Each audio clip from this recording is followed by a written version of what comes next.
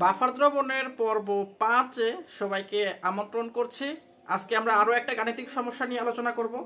এই গাণিতিক সমস্যাটা বোর্ড পরীক্ষায় আসছিল, বরিশাল বোর্ড 2019 সালে। তোমার ভাগ্য যদি সুপ্রসন্ন হয়, ভাগ্য সুপ্রসন্ন হোক বা না হোক, তুমি তোমার উচ্চ মাধ্যমিক লাইফে অন্তত একবার হইলেও এই বাফার দ্রবণের কোনো না কোনো একটা গাণিতিক সমস্যার সমাধান তোমার জীবনে আসবে। তো চলো দেখি এই সমস্যাটা কিভাবে সমাধান করা যায়।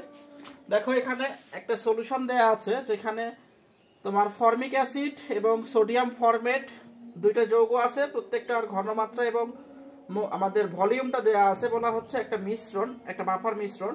যেমন এই বাফার মিশ্রণের তোমার হচ্ছে সমান পিএইচ এর একটা সলিউশন আমরা প্রস্তুত করব HCl দ্বারা, যেখানে তোমার সলিউশনটা টোটাল ভলিউম হবে 1 লিটার। এবং জিজ্ঞেস করা হয়েছে যে নতুন যে সলিউশনটা আমরা প্রস্তুত করতেছি হাইড্রোক্লোরিক অ্যাসিডের, সেই হাইড্রোক্লোরিক অ্যাসিডের ঘনমাত্রাটা কত হবে। তাহলে বোঝার চেষ্টা করো।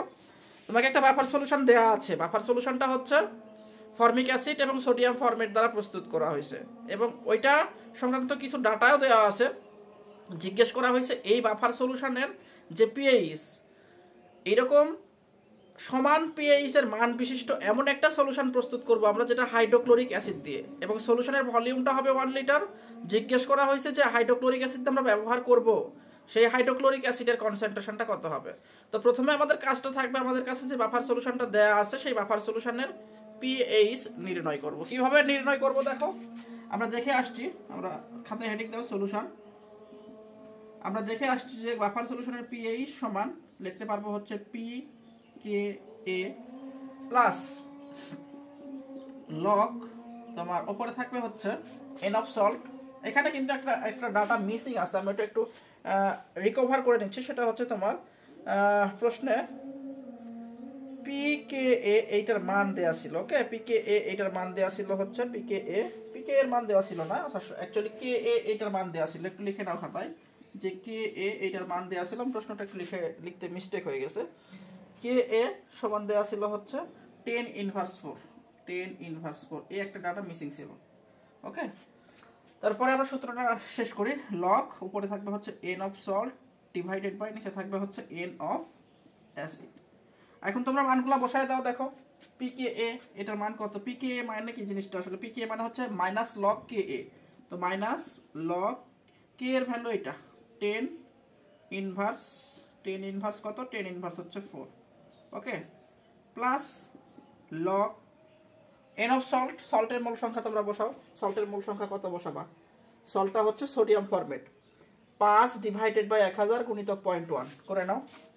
তাহলে এখান থেকে আমাদের আসবে হচ্ছে 5 ডিভাইডেড 1000 গুণিতক 0.1 ডিভাইডেড বাই নিচে থাকবে হচ্ছে অ্যাসিড এর মূল সংখ্যা। তো অ্যাসিডের মূল সংখ্যা বের করো, 10 ডিভাইডেড বাই 1000 গুণিতক ঘনমাত্রা হচ্ছে তোমার 0.1। এখান থেকে ক্যালকুলেটর চাপার পরে দেখবা যে আসবে হচ্ছে পিএইচ এর মান 3.69। অর্থাৎ আমাদের কাছে যে বাফার সলিউশনটা দেয়া আছে, সেই বাফার সলিউশনটা পিএইচ আমরা লাকিলি পাইছি হচ্ছে 3.69। এইবার এই যে পিএইচ এর মানটা পাইলাম, আমরা নতুন একটা সলিউশন তৈরি করব হাইড্রোক্লোরিক অ্যাসিড দ্বারা, যেখানে হাইড্রোক্লোরিক অ্যাসিড এর যে সলিউশনটা, ওইটার পিএইচও এটার সমানই হবে, 3.69 হবে, এবং সলিউশনটার ভলিউম হবে 1 লিটার। জিজ্ঞেস করা হয়েছে যে হাইড্রোক্লোরিক অ্যাসিডটা তোমরা মানে এই সলিউশনটা বানাইতে ব্যবহার করবা, সেই হাইড্রোক্লোরিক অ্যাসিডের ঘনমাত্রা কত। তো এখান থেকে চাইলে আমরা লিখতে পারবো যে পিএইচ সমান একটা সূত্র তোমরা দেখছো, যে নরমাল সলিউশন সবল অ্যাসিডের ক্ষেত্রে পিএইচ এর মান বের করা হয় minus log concentration of H plus ion. অর্থাৎ কোন একটা সলিউশনে H প্লাস আয়নের ঘনমাত্রার ঋণাত্মক লগারিদমকে আমরা বলি হচ্ছে পিএইচ। এখান থেকে তোমরা চাইলে পিএইচ এর মান বসায় নিবা 3.69, তারপরে সমান আমাদের আসবে হচ্ছে মাইনাস লগ H প্লাস আয়নের কনসেন্ট্রেশন, তাই না? তো H প্লাস আয়নের কনসেন্ট্রেশনটা তোমরা বের করো। কিভাবে বের করবা, H প্লাস আয়নের কনসেন্ট্রেশন সমান তোমরা লিখতে পারবা হচ্ছে অ্যান্টি লগ মাইনাস তোমার হবে হচ্ছে 3.69। এখান থেকে তোমরা ক্যালকুলেশন করবা, ক্যালকুলেশন করে উত্তরটা বসায় দিবা।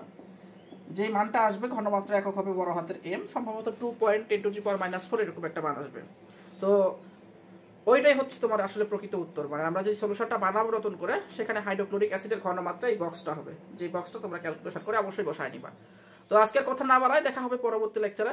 তোমরা যারা ভিডিও দেখছো তোমরা অবশ্যই জানাও যে ভিডিওগুলো কেমন হচ্ছে এবং কোন কোন জায়গাতে ইমপ্রুভ করতে হবে, মানে আরো কোন কোন বিষয়ের ভিডিও তোমরা চাচ্ছ, তোমরা আমাকে কমেন্ট বক্সে অবশ্যই জানাই দাও। আমি তোমাদের